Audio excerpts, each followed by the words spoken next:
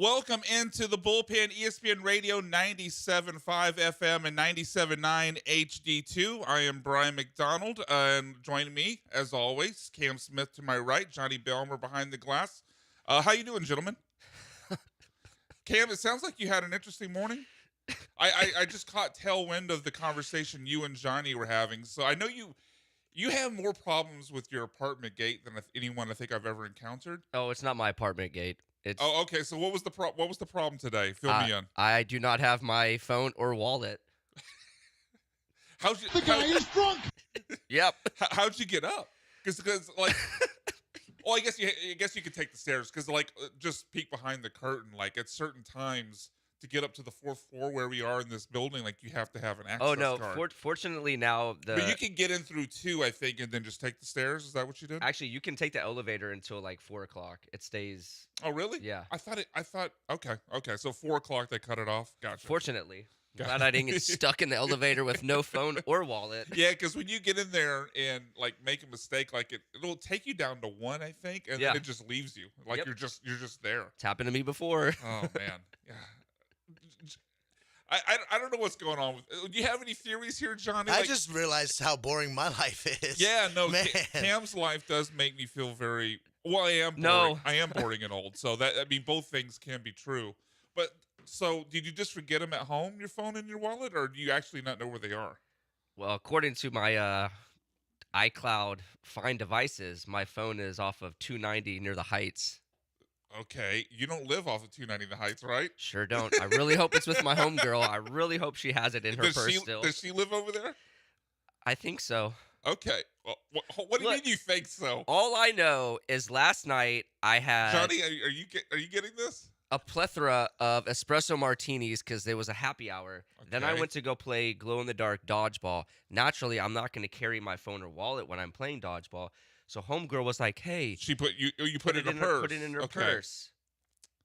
And yep, here we are now. Okay, Oh my God. I think there's a logical step to take there, and this is the Bullpen, by the way. This is Yes. this is eventually a show that will talk about sports. If you want to join in the conversation about Cam's life or about sports, you can call us or text us on the HRMP listener line 713-780-3776. And Michael Carroll's going to join us at 1:15. I know that usually is actually, it is a fixture on Dell's show on Fridays, but we're going to steal the bit from him and also talk movies with Michael coming up at 1:15 because I I've love seen that. a lot of movies and I have some problems with them and I want Michael to talk to us about it. But so I see the logical step there Thank you. that you put it in the purse and now it's probably still inside. So you have no memory of leaving. Like, I don't know how inebriated you were or were not. I'm not going to cast any Of course, I accusation. remember leaving. Okay, he doesn't remember. He doesn't remember leaving. Because I can see you putting in a purse, but like at some point you would get home like, crap, I don't have my phone, and like I guess you can't even text her because you don't have your phone. Well, I can text off my iPad. Okay, you can Or text my- off your. Oh my God, my computer. Oh The man Lord. is drunk. The man is drunk. Yeah. Yeah, How no. hungover are you right now, Cam? Actually, I'm good. You good? Okay. Yeah, I'm Okay. a little thirsty. I'm a little hungry. I have to work the A&M game right after this. Oh, is it immediately following It's us? 3:00. 3:00. Okay, shout out. So pregame at 2:30. Yeah. Who the Aggies? Oh, let's test Cam here, Johnny. Don't look it up. Who are the Aggies facing? Don't look it up. Don't look it up. I can't remember if There we go. if it's baseball. No. No, it's not baseball. No. It I know might be. I mean, they yeah, might be playing. we're They not might be carrying playing baseball, UT, though. but I can't remember if they're playing UT baseball. If the baseball teams are playing, or if it's basketball teams are playing UT. But I know this weekend they were playing UT at one sport, but I just can't remember if it's baseball or basketball. Cam. He doesn't have his phone to look it up. So No, bear no, with him. they are. Hey, guess what? They're playing Texas. Ha! Look at that. Look at that. Hey! Hey, strike one. Give point Yay. of the board for Cameron Smith. 3:00. Longhorns. Welcome to the College show, Station. Cam Smith. Yeah, welcome to the show, Cam Smith. Thank you. Oh man, so there's no natural transition to Gerard Johnson. I can't guarantee that Gerard Johnson's never forgot his phone in a lady's purse. Maybe that's the connection. I'm not casting accusations against the life led by Gerard Johnson, former Texans quarterback coach, product of Humble High School, and a good Aggie. There's your connection. There we go. You hear the Aggies today at 3:00. Gerard Johnson, an Aggie quarterback back in the day. So I'm a little annoyed guys, about this Gerard Johnson news. If you haven't heard, you probably have, but maybe it didn't make the biggest. It wasn't on the prime spot on the ESPN headlines because it's a quarterback coaching move. So maybe you missed it. But oh no, I heard about it. Well, I was talking to the audience in general. Yeah. More than a show just for you, Cam. Sorry. It's all right. It's all right. It's also for Johnny. Hello, listeners. It's also for Johnny. It's a two-person show. When I talk, it's really a two-person show. No one else is listening. But so if you hadn't heard, Gerard Johnson had a, quote, mutual parting with the Houston Texans and will no longer be their quarterback's coach, had been for the last 3 seasons since DeMeco Ryans took over. And in his place, they promoted Jerry... it doesn't matter what your name is. It doesn't matter what the guy's... It's Jerry something. You want to take a stab at this name? Jerry Shaplinski. It doesn't matter what his name is. It doesn't matter. But I appreciate the effort there, Cam. Thank you. Thank you. So look, ultimately, it's probably much ado about nothing. The ado that I'm about to get into. But this annoys me. I don't know if you guys will share my annoyance. And this is not like oh my God, well, I can't believe they did that to Gerard Johnson. That's not where I'm coming at from this. I mean, maybe Gerard Johnson was a terrible quarterbacks coach. I don't know. I've never witnessed him coaching, quarterback. I've never been coached by him. I don't know the man personally. So I mean, I'm not judging the move itself as far as Gerard Johnson not being the quarterback's coach going forward for C.J. Stroud, Davis Mills, and it doesn't matter what their name is behind that. What I am judging is what they decided to do to replace Gerard Johnson, and that's promote from within with this Jerry, doesn't matter what his last name is, who went to, do you guys know where he went to? What the connection is here? Penn State. No. It's where all Texans seemingly coaches go to, John. If I'm not mistaken, there's a Patriots connection here. There is a Patriots connection, but where I'm going is John Carroll. John Carroll. Points. Another point for Cam. Welcome to the show, Cam. You're on fire. Who needs a phone or a wallet when you got this brain? When it's not held back by alcohol. Yes. Yeah.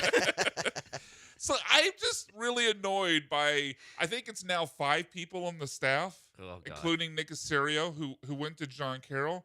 And look, this is probably way oversimplifying an issue, but if we're gonna load up from one school, can it not be John Carroll?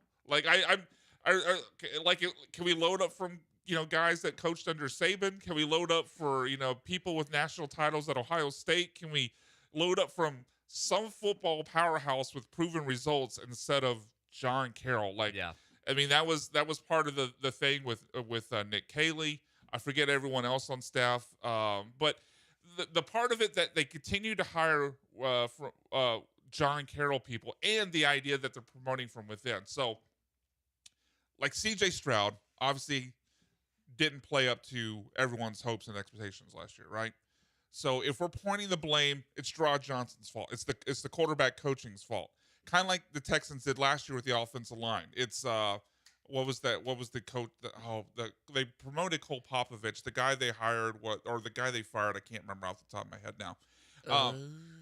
It doesn't matter what his name is, but the process that they've gone through now 2 years in a row. Last year with the offensive line coach, this year with the quarterback's coach. It annoys me both times. 2024 season, what cost us was the offensive line. Let's promote from within.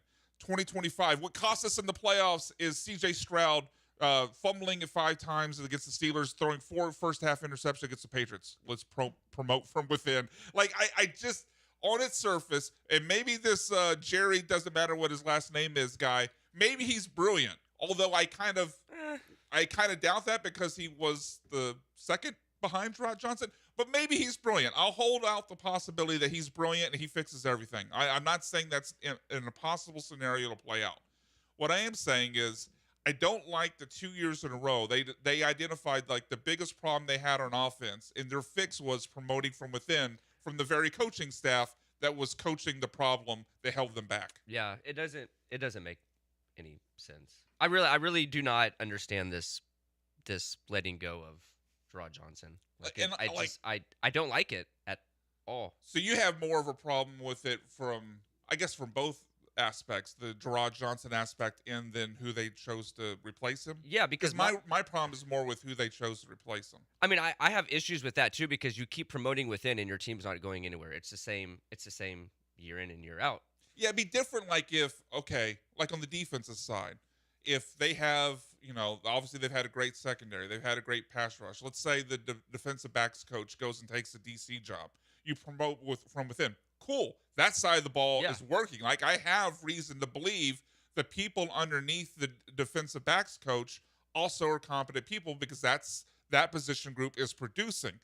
But 2 years in a row now with the offensive line, the quarterbacks who were the biggest problem on the offense in those respective years, like, I have a problem with not you, Cam, with the Texans promoting from within from the place that was the problem. Yeah, and my whole thing too is last year Gerard was getting looks at OC jobs, and the Texans were he interviewed with the Jets, I believe, and a few others. The Texans were very adamant about bringing him back, and all of a sudden, 1 year later, they let him go. Now, not to nitpick your argument, but you could say the same thing about Bobby Slowick. Bobby Slowick was the hot guy, getting a lot of offensive got a lot of head coaching interviews. Even got one this year, so weirdly enough. After last season. And then obviously, a year later he's out the door. So Yeah, I mean, true. But my thing is what about CJ's issues were turnovers? That's not a quarterback coach. Like, yes, I guess that falls. Well, no, it doesn't. It doesn't. It doesn't. Well, it depends on why he's turning the ball over. Like, I think if it's a mechanical issue, that could be a quarterback coach thing.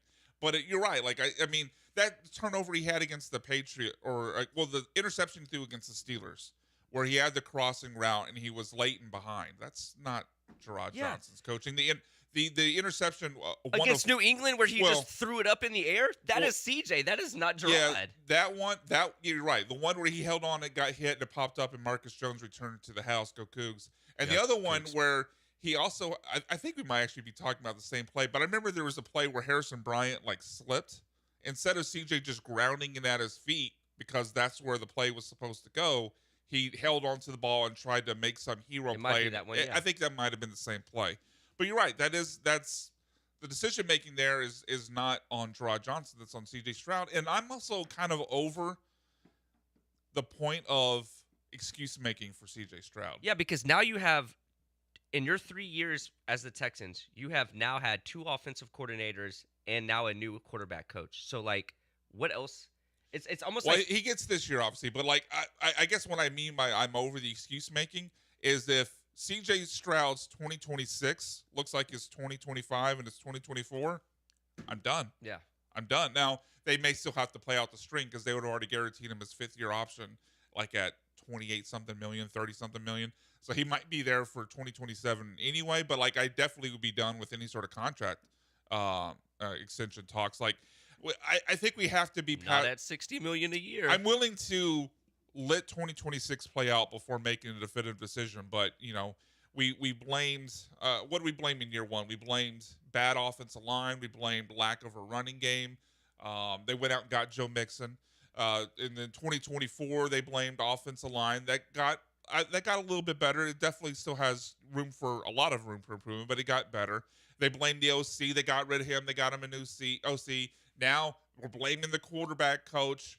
They got a new quarterback coach. We can't go through blaming the running game, the offensive line, the play caller, the quarterback's coach, blaming everything but CJ Stroud. It's all their fault. You replace all of it, and if he still does the same thing again, it's it was actually his fault. Yep. That's kind of where I mean, you agree with? I seem like you agree with that. No, that's it. It's literally how I feel about LeBron. LeBron. Or let's equate CJ Stroud to LeBron. Continue.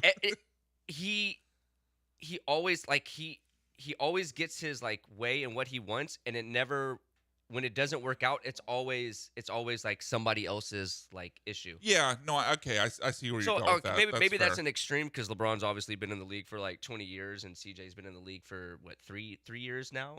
But that at this point, it's just okay, what else do you need? Because you're on your second offensive coordinator. You got rid of the quarterback's coach. Yeah. So at this point, it's just kind of okay, next year if you don't ball out, then like you said, I'm done. Yeah, but to be fair, like, yes, and I think there is blame to go at CJ, but it's a lot easier to blame it on the offensive coordinator, to blame it on the offensive line For coach, sure. to push that, Oh, yeah. than to replace your quarterback with the potential you've seen in his rookie year. So I think, yes, I think they're looking at him going, what the heck? But it's a lot easier to make those other changes and try to work with it with CJ than immediately blame it on CJ, and then you've got bad locker room tensions and all kinds of others. I just think that's the way it played out. But there is blame in the building, I guarantee you, on CJ as well. Yeah, you're- no, for sure. It's definitely easier to let go of Yeah, the quarterback's you coach. should But the problem is if it's not his problem, why are we letting him go? Yeah, you should definitely. Well, I mean, that's not the first time that's happened. There's people have been scapegoated forever in the NFL, Oh, for college sure, football. yeah. I mean, that's what this is. It's kind of what we haven't said the word yet, but it's a scapegoat. It's we can't. To Johnny's point, we can't fire C.J. Stroud, so No. we fire Bobby Slowick, we fire Gerard Johnson, we fire the offensive line coach, we fire basically everyone. We like. I get, and I'm with Johnny on like you have to exhaust the other options before you fire the quarterback, because firing the quarterback is a difficult process to then find the next quarterback. So I'm willing to, like I said, I'm willing to see what 2026 looks like, and I'm for them exhausting all options before they make the decision on Stroud. I'm just kind of at the point like, okay, you fired the offensive line coach, the quarterbacks coach, the offensive play caller. You've replaced a lot of offensive linemen. You gave them a running game. Like, you've kind of now done that. Yep. So, I mean, you traded for Stephon. Now Stephon Diggs got hurt. But you've kind of done all the things around C.J. Stroud to help him and fix the problems that were holding him back. So now in 2026, if he doesn't do it, I think we could then start to point the finger at C.J. Stroud. Yeah, it's put up or shut up now. Yeah, it is. Yeah. But so there's a text in on the HRP listener line. If you want to also call or text, you can hit us up, 713-780-3776. I don't quite understand where 1306 is going. He says, have y'all never heard of the next man mentality? I guess he's talking about promoting from within, which was my big complaint about this firing of Gerard Johnson. Like, I think we're talking apples and oranges here. Like, yes, next man up, when your starter gets hurt, you have to have the depth there to be able to, buy time for the starter to get back. That's next man up mentality. We don't next man up a failing position group by promoting from within after you fire the head of that said position group. That makes no sense. Like, if you're telling me the position group is failing and you fire the head of that department because it's failing, why are you promoting from within of said failing group? I mean, I get the saying, but that's more but like if somebody gets hurt, player. it's the next person's. It's apples and oranges. 1306. I don't quite get where you're going there, but that's all right. All right, let's go ahead and take our break here. When we get back, we'll move off of the Gerard Johnson. Oh, we have a phone call. Well, if he gets in here in the next 10 seconds, I'll buy him some time. It sounds like he has thoughts on Gerard Johnson, so go ahead and answer that, Johnny. But I mean, I guess to kind of recap it, Cam, it just feels like there's a lot of is it fair to say there's a lot of excuse making for CJ Stroud right now? I don't know if that's what you're seeing as well, both from inside the organization and outside the organization. Yes. Although I think it's more on our side of it, outside the organization, but it just feels like CJ Stroud's been given every excuse at this point, and a lot of finger pointing as to what's failing them, and now it's time that they fixed, well, at least attempted to fix all this for him to actually improve and show us what he did on the field in 2023. No, too much excuse making. All right, let's go out to the HRMP listener line. If you want to join in, 713-780-3776. Mike is calling in to talk about C.J. Stroud. Mike, what do you got for us? Hey, Brian. Everything that the Texans have done this whole offseason, I don't know if they really did anything to help out with C.J. I know I've said in the past, I mean, it seems like more a mental thing with C.J. And, yeah, Gerard Johnson is like a scapegoat from what Brandon has said in the past, that he really appreciated, Johnson and all that. But, I mean, I was looking more to, like, having, like, another, offensive mind that came with the Texans. I mean, anybody that's out there that could help them, develop them, like what Mike McDonald. No, I don't know. The one from Dolphins, he's making my name, but Mike McDaniel. yeah, Yeah, him, that he helped Tua out, get out his little mental state. So, I don't know if they need to bring back Case Keenum or anybody. I mean, but somebody just to help out CJ to get where he was at.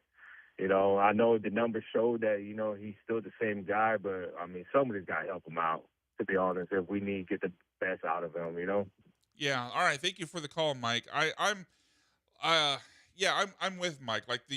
I think the problem that I know I've expressed with this, Cam, and it seems like you agree with it, at least mostly, is like, well, but you don't agree in the firing of Gerard Johnson part. No. I'm indifferent to that. My problem is the promoting from within, and specifically another John Carroll guy, and that's kind of getting to Mike's point where I'd like to go with this. Like, I think it's time, especially for a staff led by a defensive head coach, to be willing to talk to someone on the outside, right?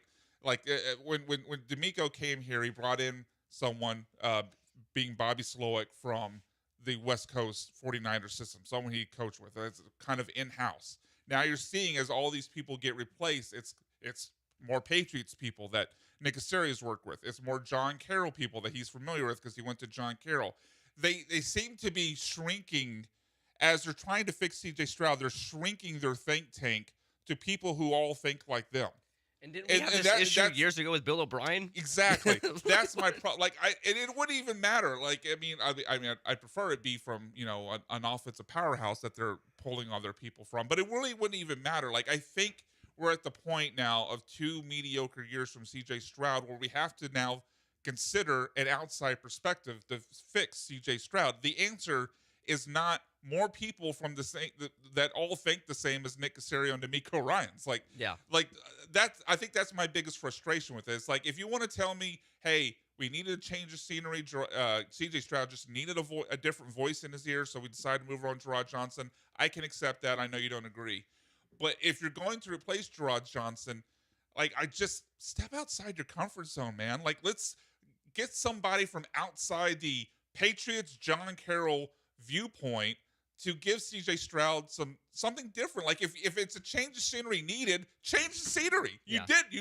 All you did was take down one pair of red curtains and put up a different pair of red curtains. Like, it's the same thing. It's like, all right, how many Super Bowls have the Texans won since they've done this whole John Carroll New England thing? Obviously, they've never been zero, to a Super Bowl. Zero. Yeah. So why are they continuing to do the exact same thing? It's like, man, that John Carroll New England Patriots guy didn't work. What do we need? A John Carroll New England Patriots guy. Next John Carroll man up. Yeah, that's my frustration with this. Like, I get that, obviously some people, including my co-hosts here, are upset that Gerard Johnson got dismissed, and I get that. I'm a little indifferent to it. I just, like, if you think something needs to be fixed, try to fix it instead of just running the same stuff back. Yeah. I do want to say to that caller's point, because I said this months ago, that when Case Keenum left, I thought that was going to be I'd be fine. Look, again, and look what he did. Look at Caleb Williams. Case Keenum went to Chicago, and Caleb Williams had a ball out. You might be onto something, Cam. Yes. He also had a genius head coach come to town too. Are we putting this all on Case Keenum? I'm just saying, there's something magical. There's something magical about Case Keenum. If Brandon was here, he would remind us that statistically, Case Keenum is the greatest quarterback in college football history. He is the career leader in passing yards. Cook's house. Whose house? Save that as a drop. We need a Cougar. Please save Cam's Cougar growl. I got you. Yeah, for all that was me Cougar just now. growl. Yeah, that was Cam just now. That's where my frustration lies. Like, not to beat a dead horse, and we'll move on after this. It's just like, I'm tired of the Texans telling us, here's the problem, we're going to fix it by doing the same thing. Yeah. It's just like, and this is, I don't know. I think a lot of it lies at Nick Caserio, because I don't think D'Amico would insist upon hiring John Carroll guy after John Carroll guy after John, because he went to Alabama. Yeah. Like, I don't take this as a D'Amico Ryans decision. They'll tell you that, they think alike and they're aligned on all their decisions. They'll say that publicly, but this feels like Nick Caserio flexing his muscles. So anyway, I'm annoyed at that, and I'm annoyed at more Nick Caserio things. We'll play the sound clips from him at the Combine, getting really snarky and defensive with reporters when we get back on the Bullpen. ESPN Radio 97.5.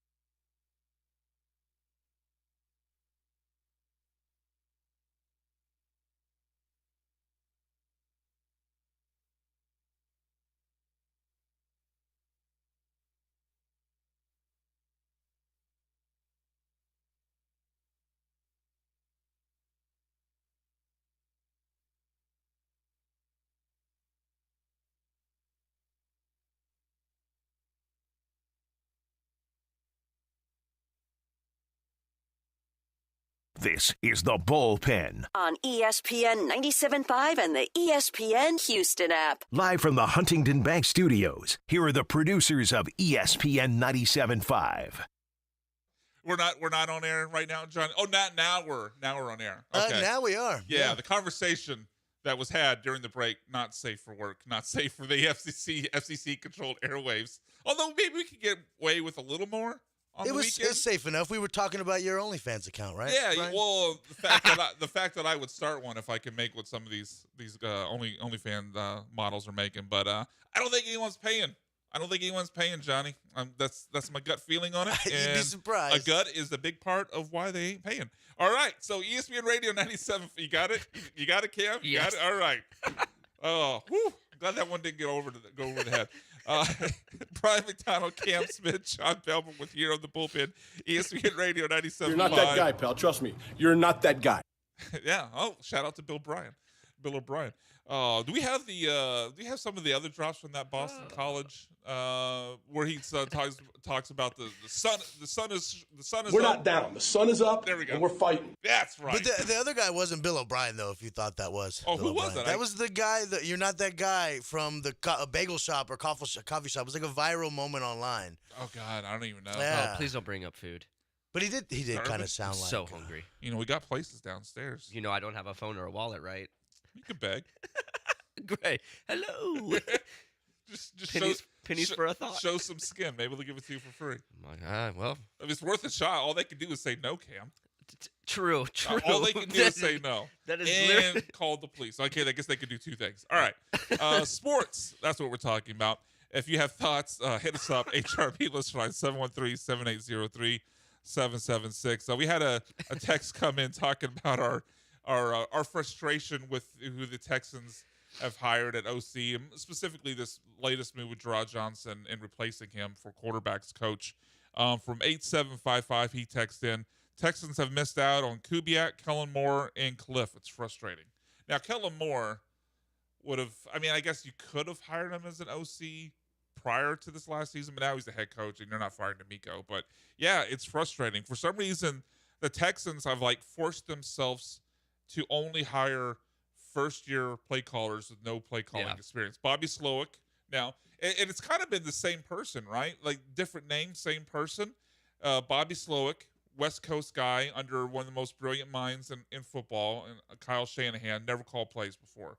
That you fire him, you get Nick Caley from a West Coast style of offense, although not the same as Shanahan, and under one of the most brilliant minds in football, or maybe the most brilliant mind in football, Sean McVay, and Nick Caley never called plays. You kind of hired the same guy twice. Yep. Instead of taking guys or with some proven track records, that's definitely a little frustrating. I share that with you there, 8755. All right, so I mentioned before we went to the break that Nick Caserio said some things that annoy me, and I'll say this up front. I think Nick Caserio, just as a GM, for the most part, I have some frustration with his hiring practices. I have frustration that he's not been able to find an adequate offensive line. Outside of that, I think he's done a really good job as general manager. But for some reason, despite his job as like a guy like that, you think he could just stand on, here's my resume, here's all the picks I hit on. I came here, turned this thing around with the help of D'Amico, obviously, from a team that won 7 games in 2 years to 10 wins, 12 wins. But he doesn't stand on that. Whenever he gets pushed in the media, he seems to always revert to this really sensitive defensive mode and taking shots. Now, with the local media, you'll notice when he goes on the national media, Pat McAfee can ask him the same question that we're about to hear here, and he'll laugh it off and answer the question earnestly. But if the local media ask him the question, he gets snipey, he gets defensive, and he actually will sometimes also insult. So sounds like one Bill Bryan. There's a lot of similarities there. There's a lot, Bill O'Brien, good old Billy B.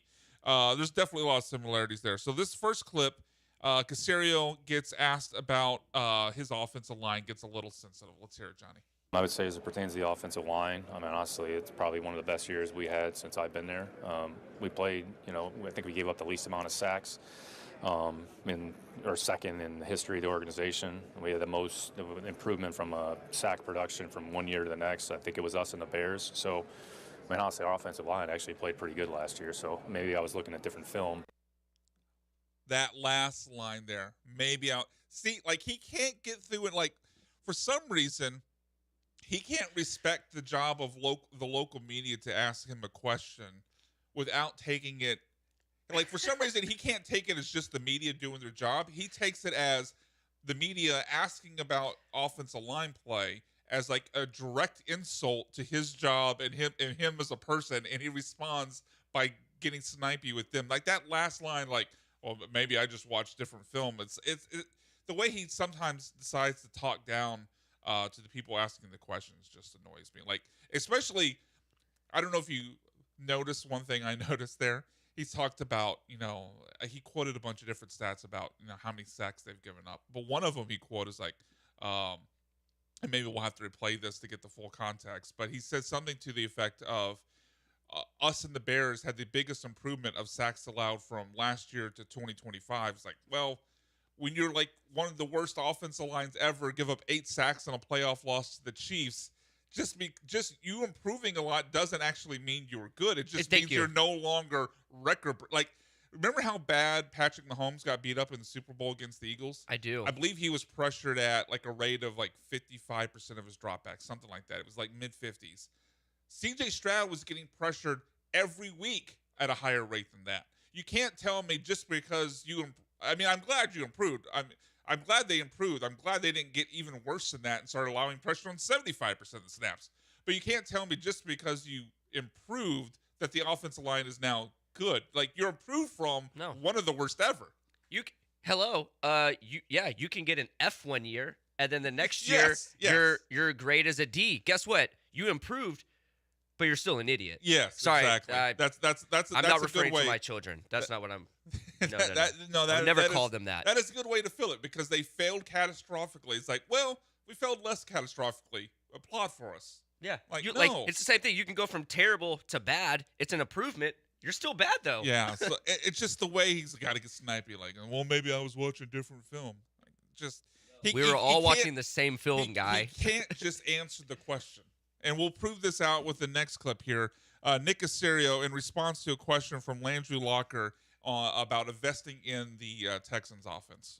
Do you think there needs to be, you said that you and D'Amico have never worried about the offense. Do you feel like that maybe this needs to be the time where maybe y'all do kind of worry about the offense and go heavy on offense in the offseason? Try to put together a real good football team. So I don't think we've said we're not worried about the offense. So again, how you put a team together, what are your options? What are your alternatives? What do you feel makes the most sense? Last I checked, we got a lot of good football players on the offensive side of football. I think Nico Collins has been one of the best receivers in the league for how many years now. So got a good quarterback, got a good receiver. Dalton Schultz had his best season. I think he broke their franchise record for receptions in a year. Unless I missed that. So we got good players. We're always going to try to add good players. So try to build a good football team for the 26th season that gives us a chance to go out there and be competitive on a weekly basis. So that's not going to change. So 2 in that clip, and I apologize, the audio quality there is not the best, but 2 times there he had a similar little dig at the person asking the question, like, I don't respect your knowledge, I don't respect the question you're asking, and I'm going to disrespect you here. I think the most annoying part there, because he's asked about the overall talent of the offense, like, well, last I checked, we got lots of, I think he calls it, is it many? Replay that first part, Johnny, and I'll cut you off. I'll just start it from the beginning, and then I'll cut you off. Do you think there needs to be, you said that you and D'Amico have never worried about the offense. Do you feel like that maybe this needs to be the time where maybe y'all do kind of worry about the offense and go heavy on offense in the offseason? Try to put together a real good football team. So I don't think we've said we're not worried about the offense. So again, how you put a team together, what are your options? What are your alternatives? What do you feel makes the most sense? Last I checked, we got a lot of good football players on the offensive side. There we go.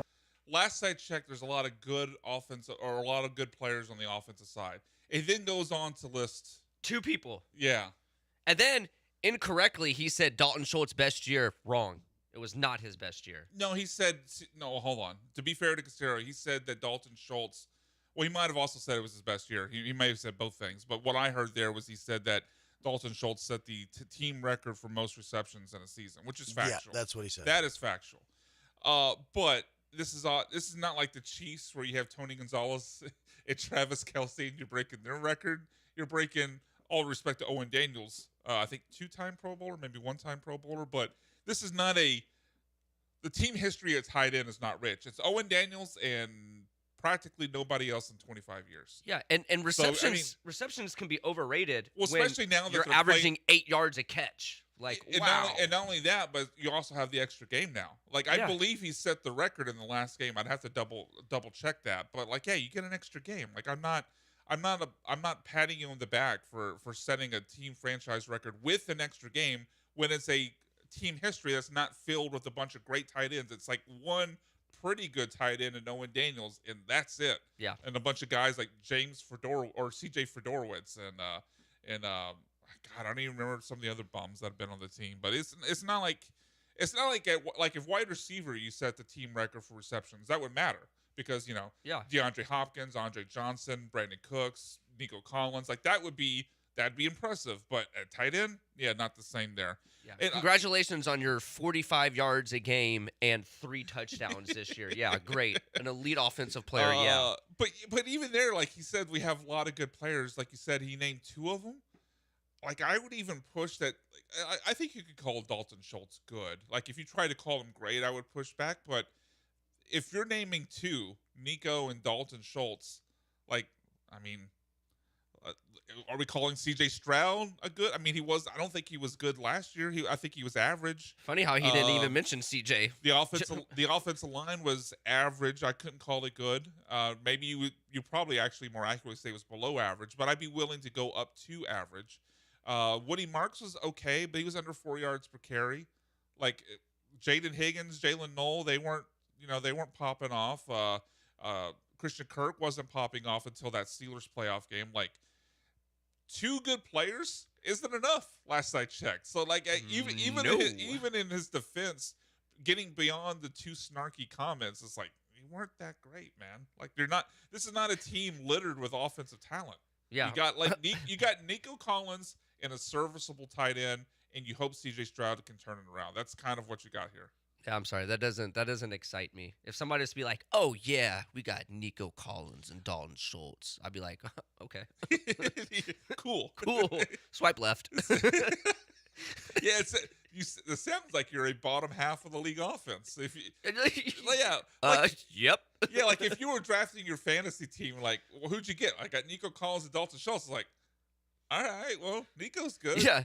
The first thing they would luck. say is, okay, so you're getting ready for next year? Yeah. You're okay, so you're tanking. You're tanking? You're tanking, right. All right, there's 2 more pieces of audio that I want to play. One from Caserio, and one we have to have fun with this Harris County commissioner who was out at the Toro District unveiling the other day. He says just an absolute absurd thing about the Houston Texans. You have to hear it. That when the bullpen returns in a couple minutes. ESPN Radio 97.5.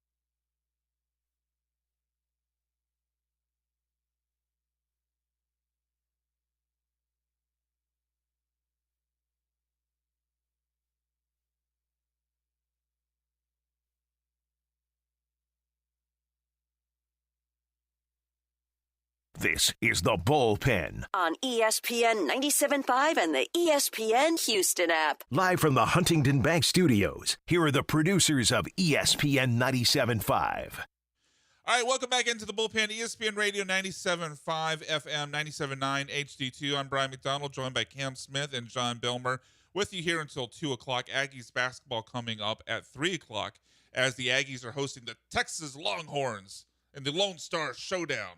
Like, in football, I still like to call it the Red River Shootout, as they used to call it, but things got PC and they changed it to the Lone Star. They changed it to the Red River Rivalry is what they changed it to. I don't think people ever tried to call it the Red River Shootout though in basketball. No, well, that'd be the Sorry, that's Oklahoma and Texas. I mixed it up. Yeah. Brain's not working. Are they? Is it a basketball game or a baseball game? Yeah, don't try to confuse me more. Oh, well, I'm not, because I know Texas. They're playing basketball today. Okay. Yeah. I didn't know if they were part of that baseball. For some reason, I confused in my mind the rivalry names for Texas and OU, and then Texas and Texas A&M. Why, I don't know. It's been a day. Anyway, let's continue with the Texans, because Nick Caserio, Cam has had his own ordeals. Nick Caserio has said some things, and maybe none more absurd than what we're about to hear right now. With the latest, I kind of say in quotation marks because I don't know what real news we get here, but the latest on Joe Mixon. Yeah, Ed had a great year. Honestly, probably had the best year of his career. For the most part, he was out there, missed a couple games there with injuries, but he's a good kid. He's strong. He's physical. He plays violent in the running game. You saw that on tape quite a bit. Pretty good pass protection. So we're working through that process, right now. So we'll have discussion with him and his representatives, and we'll kind of see how free agency goes. But I'm glad he was here, and he's a player that we feel benefited from our program. And honestly, sometimes a change of scenery is good. Probably worked out for him and kind of worked out for us as well. But I'm glad Ed was on the team here this year. Okay, go ahead. I'm not sure where the mix-up here, but that was obviously a clip about Ed Ingram and not Joe Mixon. If you can find it, Johnny, go to the downloads folder. You might find it there. If not, that's no big deal. We'll go ahead and move on. But basically, in the clip that we didn't get to hear, Caserio talks about how he thinks Joe Mixon has surgery. Like, literally, he says that at one point. He thinks Joe Mixon had surgery. Like, I can't think of anything more strange. Do you not trying know? to figure? Yeah. Like, okay, Hello, so there's general manager. There's two options there, right? One, he's telling the truth, or two, he's lying to us. Like, I'm not sure which one I'd rather be true, because, I don't know what's more alarming. One, that they for some reason have picked Joe Mixon and Joe Mixon only to have this sort of deception on a player. John McClain tweeted out a few weeks ago that he's been covering football since I think the mid '70s, that he's never ever remembers a player where a team kept secret what was going on with him physically more than what the Texans are doing with Joe Mixon. So either this was a continuation of that, Cam, or this was truthful. And for some reason, the general manager of the football team has no idea what's going on with Joe Mixon. It's like Jim in the office said, they're both worse. Yeah, they're both worse. Yeah. They're both worse. There's no. They're gonna cut him. I mean, this will soon not be our problem as people. Chargers fan, but as a Texans fan, this will soon no longer be our problem because the Texans can save $8 million by cutting Joe Mixon, and I can't imagine why they wouldn't just cut Joe Mixon and save $8 million, considering that he'll be 30 when the season starts, and he's coming off a season where he missed the whole season because he maybe had surgery. Had surgery. That's what Nick Caserio is willing to tell us. The funny part in that clip, which I'm disappointed we didn't get to hear, beyond the frustration of Nick Caserio saying that he thought he had surgery but wasn't sure, he at one point says, "I'm not trying to be deceptive."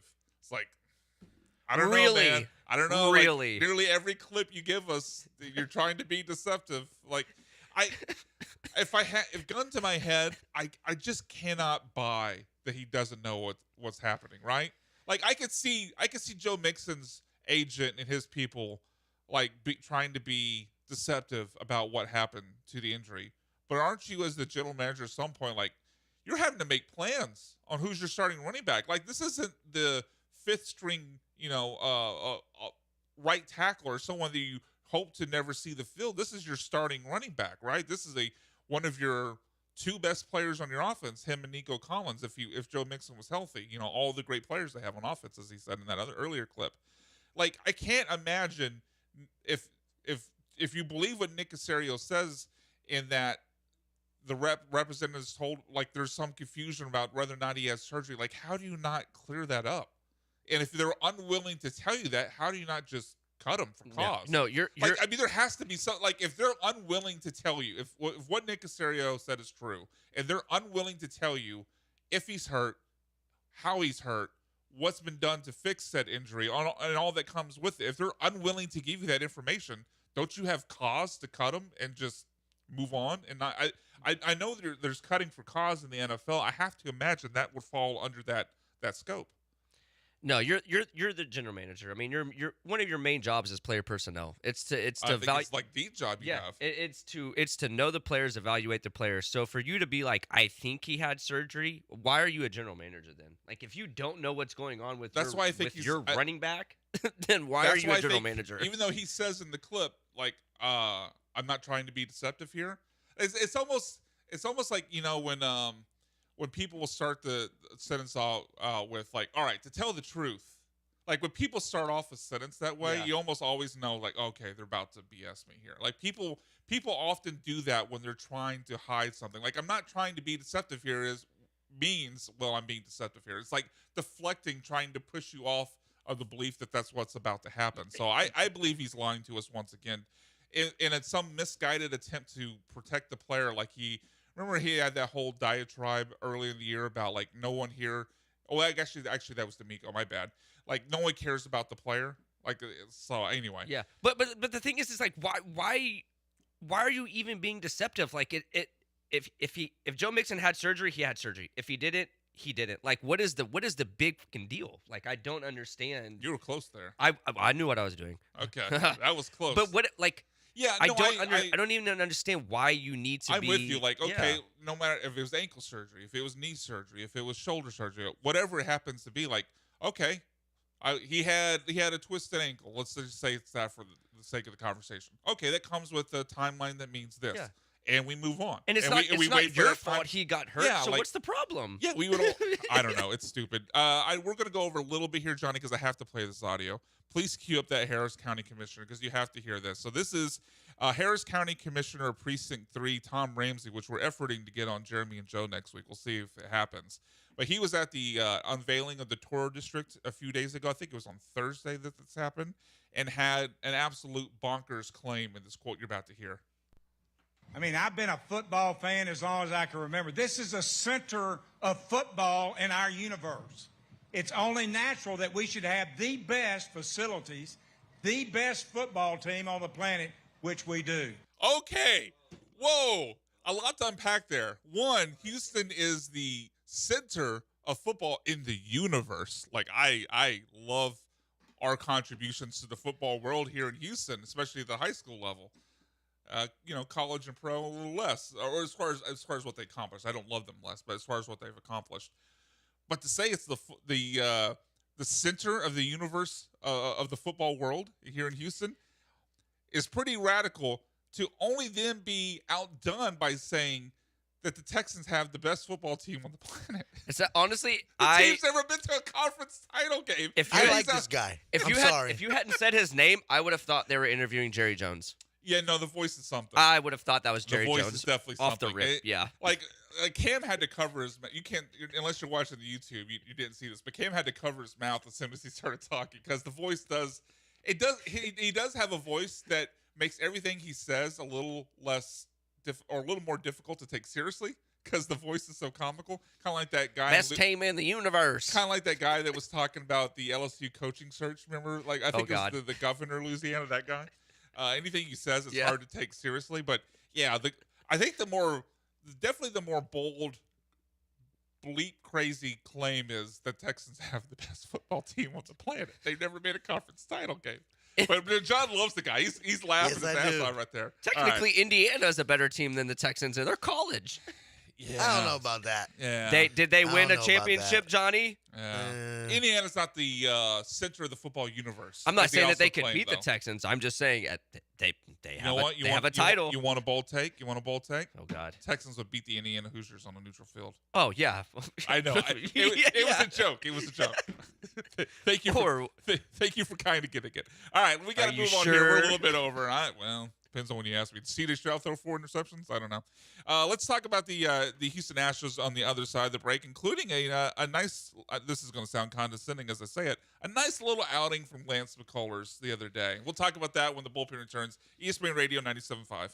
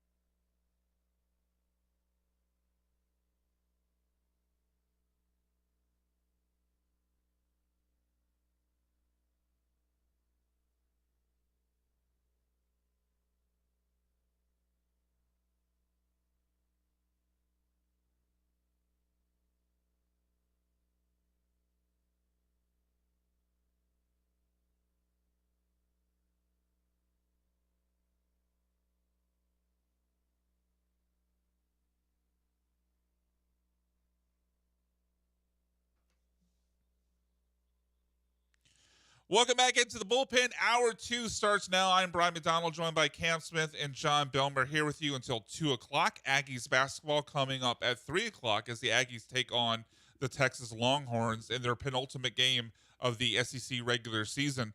Let's talk some Astros here before we get to Michael Carroll next segment. He will join us at 1:15 to talk some movies.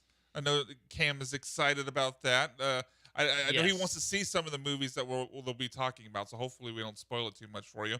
1:30, of course, will be Mount Rushmore plus one, and we'll finish up the show with our worst people in sports and what we love from sports this week. But let's start off on the Astros talking about Yordan Alvarez. Obviously, I think he has to be the biggest question going into the season. Not only where he plays in the field, but can he stay healthy and provide the run production we expect as Astros fans? Because if Yordan is who he was in, 2022, 2023, basically every year that he's healthy, then I think the Astros have a chance to win 90-plus games and be back in the playoffs. But if he's playing 40-something games like he did last year, then it get really tight and really tough there to try to get into the postseason. So I think the biggest question surrounding the Astros right now, including Yordan, is how do you make the infield surplus, as Chandler Rome calls it, work, right? Because you have 2 third basemen with Isaac Paredes. You can't, are you going to play him at third? But no, Carlos Correa is there. You going to play him at first? Well, Christian Walker's there. Now, maybe that works itself out if Christian Walker doesn't perform.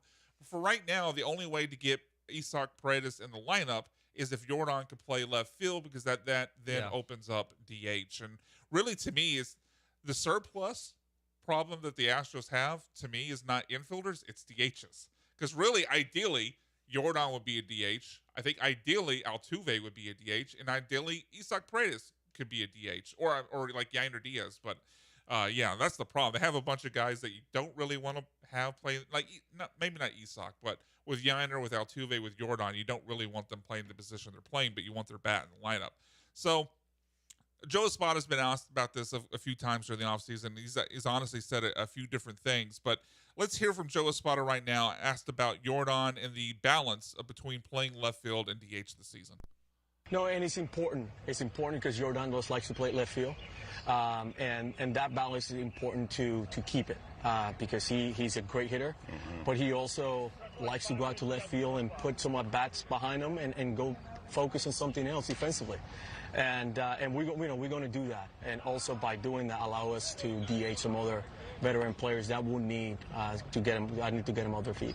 So it's a difficult balance to walk, Cam, because as Joe Espada alluded to in the clip, like Jordan's numbers actually are better when he's playing left field versus DH. Like his batting average is better, his OPS is better.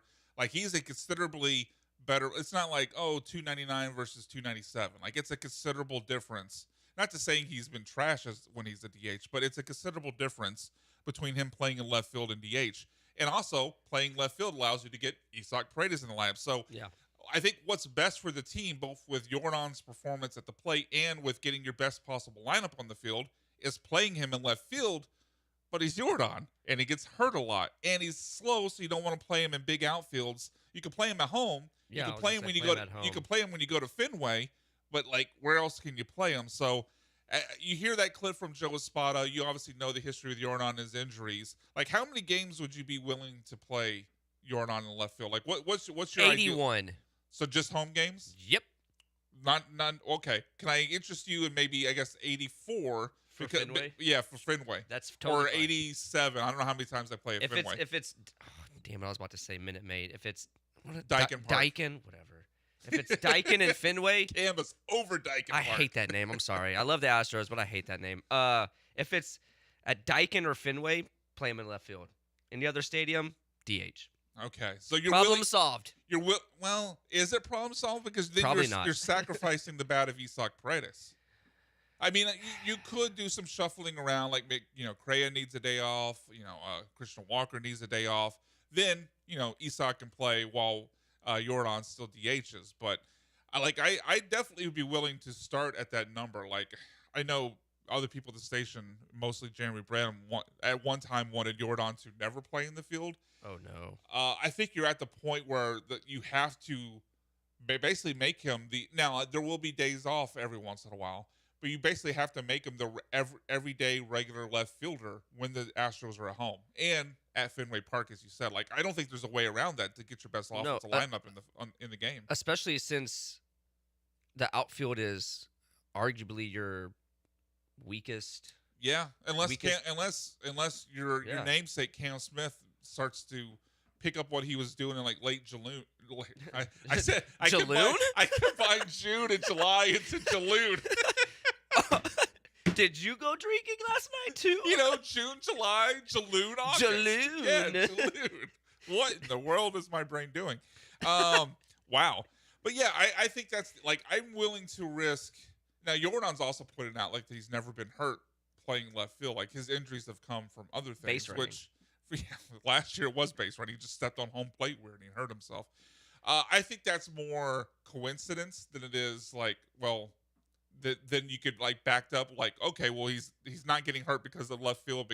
Like there's no way to like back that up with like a reason why he would never. It's just happenstance, right? Like we've seen him be on skates in left field and have some awkward moments where it looked like he could have gotten hurt. He's just gotten a little bit lucky. So and to me too, the thing is like like there's not even, I can't even name a designated hitter that is literally just a designated hitter. Like, I mean, David Ortiz was. But David Ortiz would also play first base sometimes. Sometimes. Not later in his career, but he did play it sometimes. Yeah. Like, obviously, the playoffs he would because they had to have his bat in the line, but regular season they wouldn't necessarily. But that's what I'm saying. It's like, since like Edgar Martinez, like that's the only person I can remember Martinez that was DH only. Literally was designated hitter only. I'm struggling to think. You're right. Like, it's a special case. Now, 2 years ago, Jordan did play I think it was like 53 games in left field. So he wasn't. I wouldn't call that DH only. It's definitely DH preferred in that season. Yeah. Because like 1/3 of the games he played was at DH. But yeah, I think they got to up that. Like I know it's scary to hear that Jordan's going to be in the field more when it's a guy that can't stay healthy and has mysterious hand injuries and hurts himself crossing home plate. And I'd implore him to not ever try to stretch a single into a double. Maybe don't try to score from second base on a single. Like, just station to station, big man. Take it easy. Yeah. I think that's the way you have to protect him. But unfortunately, because of the construction of the roster, like the best way to get your best lineup on the field is the big man's going to have to play a lot of left field, at least at home and in Fenway Park. I'm sorry, but unless they trade Paredes and get an outfielder, Jordan's going to have to play outfield. Yeah, no, like, we're in agreement there. You can't get paid that money and just DH. So what we don't have time for the audio, but I just want to get your quick reaction to this, Cam. Lance McCullers made his debut, I believe it was yesterday. Needed only 8 pitches to go 1-2-3 in the first inning of their spring training game and touched 90. Well, actually, the notes here says 94, but there was also a report that one pitch touched 96. So maybe somebody's wrong here. But what's your gut reaction to seeing that from Lance? Any encouragement there? Yay. So no encouragement. Congratulations on doing your job. In the audio the audio that I had that we're not going to have time to play, he did mention that he's changed his windup, he's changed some of his mechanics a little bit, so maybe there's something there to track early just to see. He's pitching from the stretch. That's what the audio was about. I don't mean to be callous or rude. Like I'm happy for McCullers, but I'm not sold. It's just, I feel like we've heard this so many times before. Like, oh, McCullers looks like he's back in shape, and the old McCullers. And he had to your point, to make in your defense, like he had those points last year. There's like that 6 innings, 1 run against the Dodgers.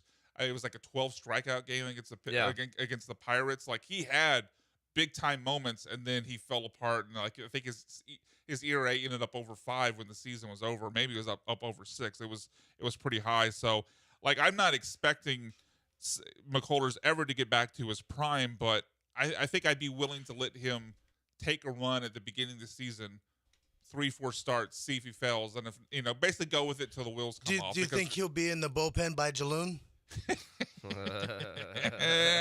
Well done there, Johnny. I'm not even going to dignify that response. Turn off your microphone. I think he should be. I don't think he will. No, we don't have time for this. We got to get to Michael Carroll. Like, I don't think Lance, because of his injury concerns, like he can't be a guy that's like getting ready every other day. Like he needs a routine. Like he can't be a bullpen guy. And besides, if he's as bad as a lot of people think he is, do we really want that guy in the bullpen anyway? Like the answer would be like you just move on, and he just has to sit out. And he's the new play. Brad Peacock. He's the new Jose Abreu, and you cut his ass is what happens. Oh, if what we're afraid of happens, like the answer is not put him in the bullpen. Well, he'd be terrible there too, and he'd be more prone to injury. So anyway, let's get out there because Michael Carroll will join us on the other side of the break to talk about some movies. I saw Scream 7 last night. We're going to talk about that. Yes, I saw a movie in the PM. I was about to say you saw. Wait, I saw a movie in the PM. Yes, what? Scream 7.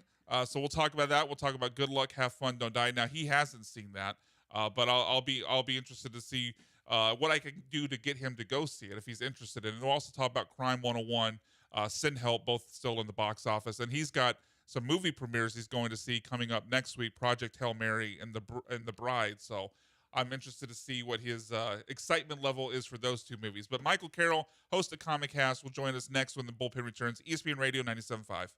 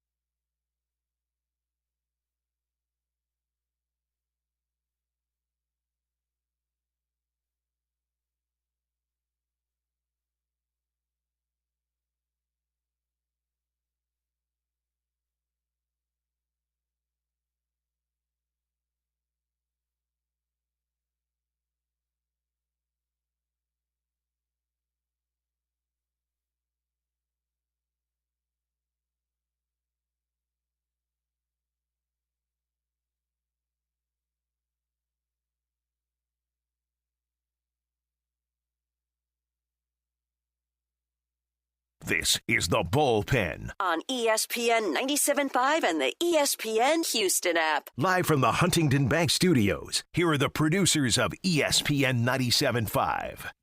All right, welcome back into the Bullpen. ESPN Radio 97.5 FM, 97.9 HD2. Brian McDonald, Cam Smith, John Belmer here with you until 2 o'clock. Aggies basketball coming up at 3 o'clock against the Texas Longhorns, and we will do Mount Rushmore plus one. That award-winning segment will be next at 1:30. But right now, we are joined by the host of Comic Cast, which you can hear Wednesday nights unless the Aggies rudely preempt them and take them off the air. You can also catch that podcast wherever you find your podcast, Apple, Spotify, lots of other places. Michael Carroll, thank you for joining us. How you doing, man? I am doing very well. Did I hear correctly? You saw a movie at night? I did. Well, technically, he said PM, which could be 12 o'clock PM. It was 9:10 last night. Holy crap! It was it was 12 hours different than when I would normally want to see. I'm shooketh.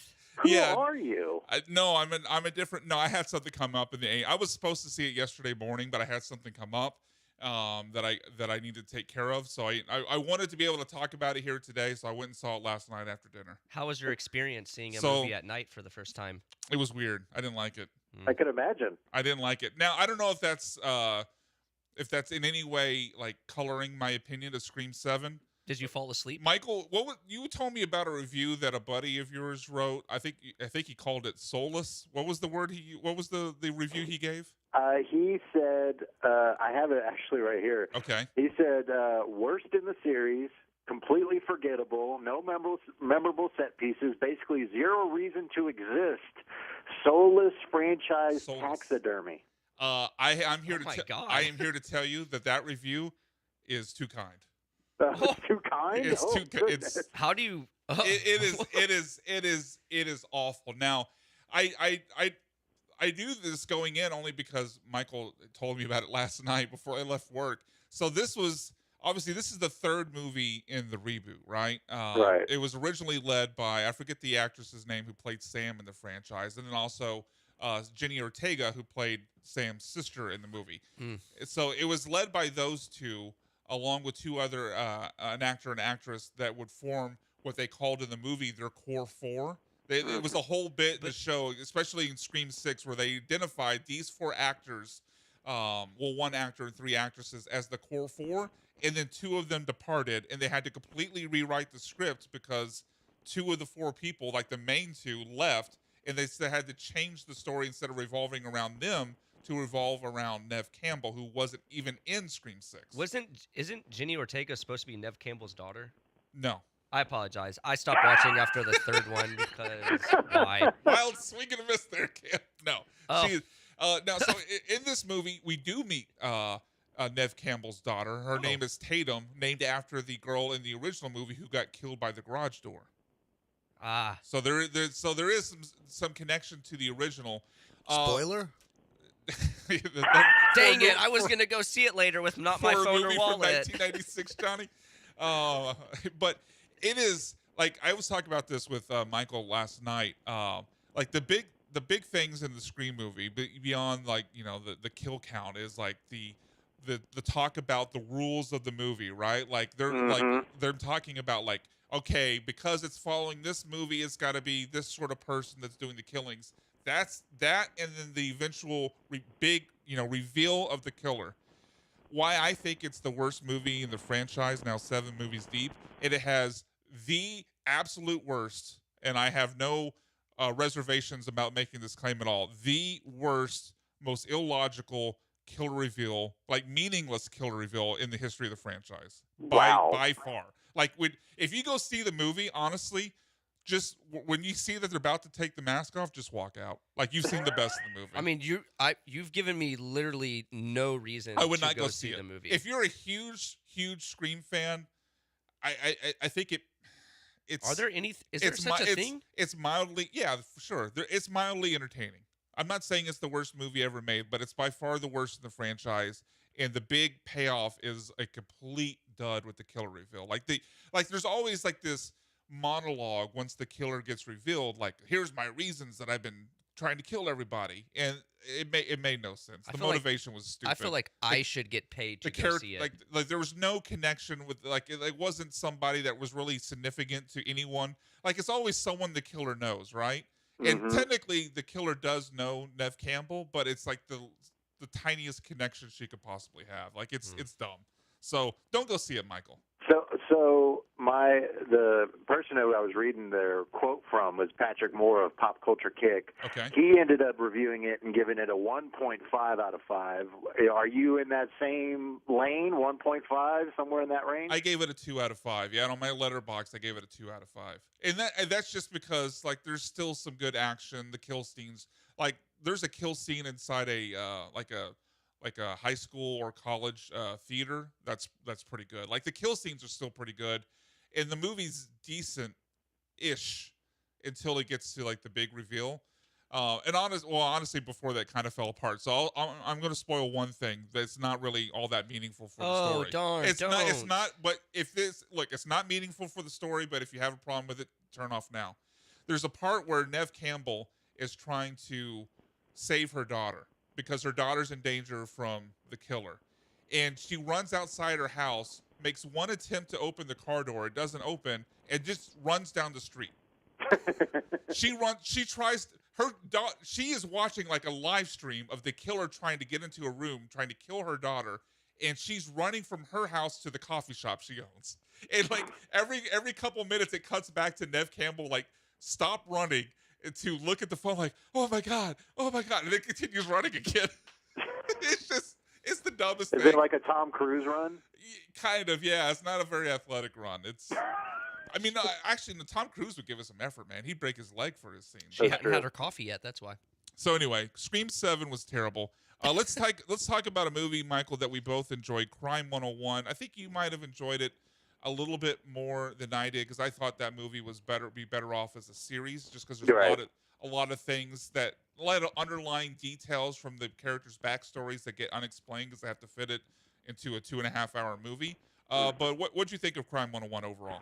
It's my favorite so far this year. I think it's really good in that it's a more grounded. It's not like a Sean Mapes type Den of Thieves, real loud and bombastic or anything like that. It's more focused on character and grounded storytelling, laying the groundwork for why Chris Hemsworth's character is doing what he's doing, and how all these different characters intersect over the course of this couple weeks, however long it is in the movie. But the cinematography of it, the editing was very good. The performances, they all had like tremendous amounts of chemistry with each other. I really enjoyed it. I didn't expect to enjoy it because, Brian, you and I and Sean and whoever else, we talked about it beforehand. We were like, I don't know about this trailer. I don't know about this name. But like when you get into it, it has vibes of like something like Michael Mann's Heat, not necessarily, again, as loud as that film is, and it's not maybe necessarily on the same level of that, but for me it really worked, and it was a 4 out of 5 stars for me. I really enjoyed it. If folks want to go see something that's good, has some solid action, but it has some good character stories at the end of it, I would definitely recommend go see Crime 101.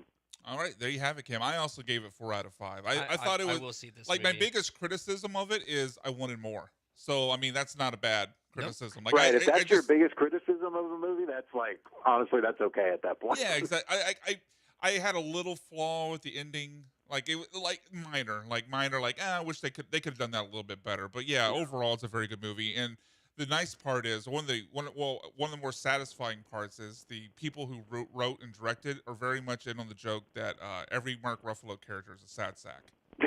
Yes, like very much so. From the car that squeals on the stop to the sad scenes with his wife that's leaving him. Like, they're very much in on the joke that every Mark Ruffalo character has to be a sad sack. He has a line in the movie telling his partner about, I think I'm going to do the yoga. And what do you mean the yoga?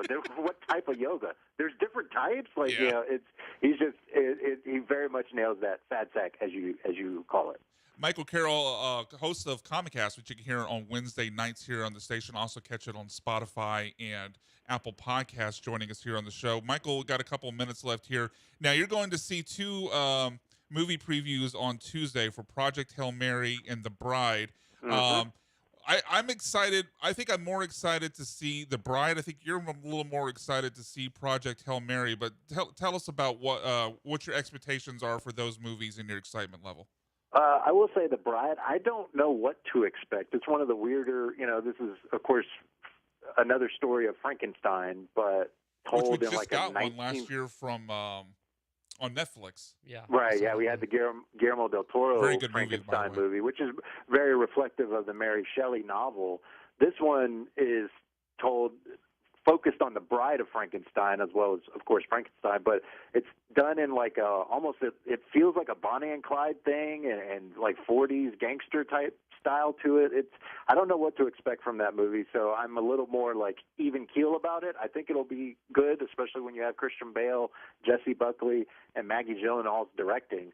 But I'm more excited for Project Hail Mary. I think that has potential to be probably one of my favorite movies, honestly. The book, I've read the book. The book is phenomenal, specifically the audiobook, I should say. So technically I listened to it. But it is a very, very good book, but done by Andy Weir, who did The Martian, who wrote the Martian book. And Project Hail Mary has all the makings of something that I really enjoy. And I'm very excited because the initial screenings for that were last week. The film premiere was last week, and it received all glowing reviews from folks that I know and follow.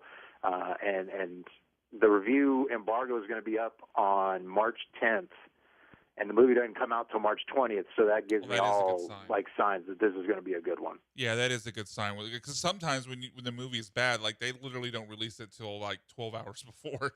Yeah, there's some where it's like don't talk about the movie until like like if it comes out March 10th, they're saying don't talk about it until March 9th. Yeah, so not the case here. 10 days. Yeah, that is a wide margin there. Yeah, like my only reservation, I think I told this to you, is like watching the trailer, and I haven't read the book, so you can obviously alleviate these concerns for us. But the way they present like the relationship Ryan Gosling's character has with, I guess, the alien. It doesn't look like a traditional alien. I don't even know what I would call it. What it looks like. It's kind of odd looking, but just seeing what they showed of that dynamic in the trailer, because it seems like a large portion of this film will rely heavily upon the relationship between the two. It kind of gives the feel of having potential to be hokey, but I'm guessing you don't think that'll be a problem. Yeah, no, because like it is kind of a surprise that they revealed that in the trailer, but it is a good portion of the book, so I also can see why you wouldn't necessarily hold that. And if reading the book, it's not like a typical, like you're not talking about like a Star Wars alien or a Star Trek alien. It's based more on like, I don't know how to describe it, but based more on like something that Andy Weir comes up in terms of science, like actual like mathematical science type stuff, and trying to form a connection with this other person or other thing, but it has like the same scientific principles that Ryan Gosling's character has. So it's an interesting dynamic between the two that is explained a lot in the book, of course, and I'm curious how they do that interpretation because, a lot of the movie hinges on that dynamic. And then, of course, the flashback sequences, which I have no problem with Ryan Gosling. I think he can nail that. Oh, yeah, for sure. Ryan Gosling is great. All right, Michael Carroll joining us here on the show, ESPN Radio 97.5. You can hear Comic Cast on these airways every Wednesday. You can find it on Apple Podcasts and Spotify. Michael, what is on your podcast this week? This week we talked the season finale of A Night of the Seven Kingdoms. We talked a lot about that, but we also had Shalise Williams of Real Movie Junkie. She came on the show to talk about a little bit about The Bride. She was doing press junkets for that, and she got to interview Christian Bale. And Christian Bale ended up revealing some news about Heat 2 with her that took her off. That was from her? Yeah, I saw the news. I didn't know that was from her. It's from her, but kind of not, because she wasn't able to get the story out as soon as possible. She goes into detail about sharing what exactly happened there, because she was like the first one to interview Christian Bale, but the person behind her was able to get it out faster than she was, and she goes into details about all of that on the latest issue of Comic Cast. Man, that is a punch to the gut, but that sounds like a very interesting story. All right, make sure to go and check out the latest episode of Comicast and every episode of Comicast, again, on Apple Podcasts, Spotify, and Wednesday nights here on ESPN Radio 97.5. Michael Carroll, thank you for joining us, sir. Hey, thank you guys. Appreciate it. I'll go watch a Jason Statham movie now. No, you need to go. You need to go see Sin Help, because I think that'll take your number one spot. Okay, you're right. Okay, I will. All right. That is the voice of Michael Carroll. Again, you can hear him Wednesday nights here as the host of Comicast. Make sure you check that out as they talk about all that's going on in the world of movies, TV, and our wonderful nerddom that we like to get into. Cam's raising his eyebrows there. He agrees. All right. Other side of the break, Mount Rushmore +1. Don't go anywhere.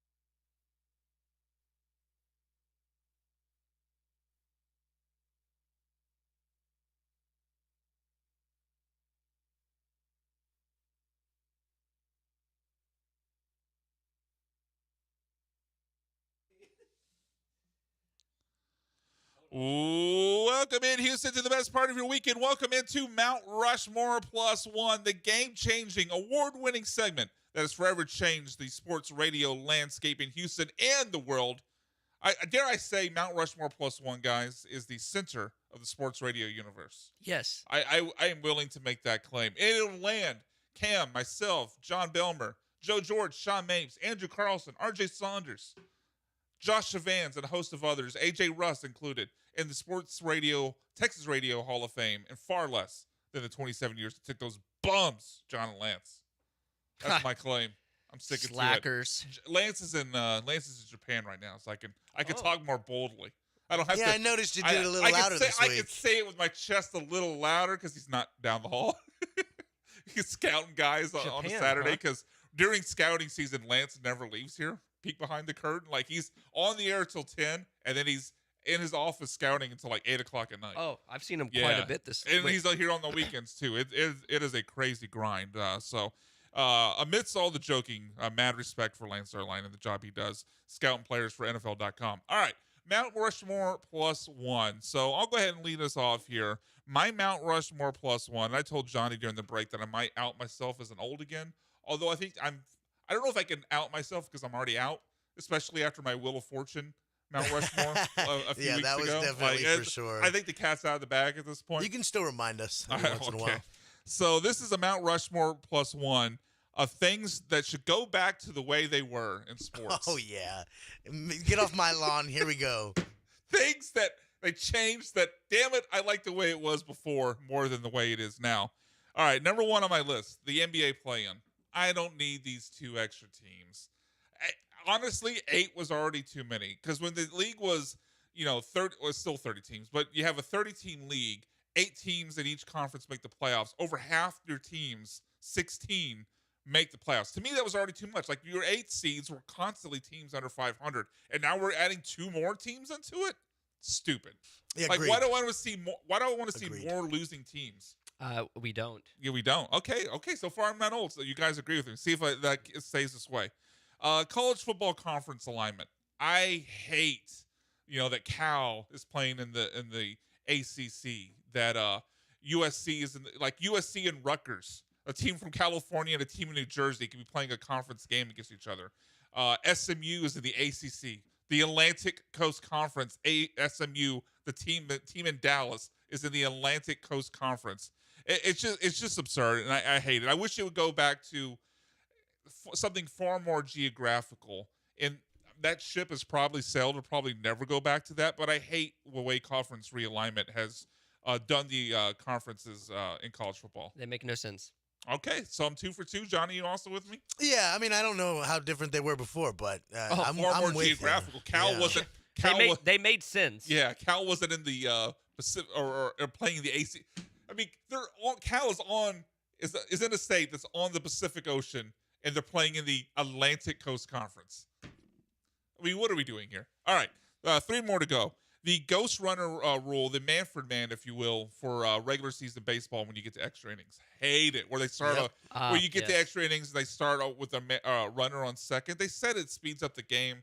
Maybe there's some studies that prove that out, but I don't see how that makes sense because both teams have the same advantage to score runs. Like it's not maybe just more runs means more chance for the tie to be broken and stay broken, but like both teams have the same thing. Like it doesn't make sense to me. That's right. I mean, they're just wanting the tie to be broken with kicker, but I'm with you. I can't justify. I can't stomach them giving them a runner on second base like it. Yeah. Like, what did you didn't do anything to earn that. Exactly. You didn't get a double.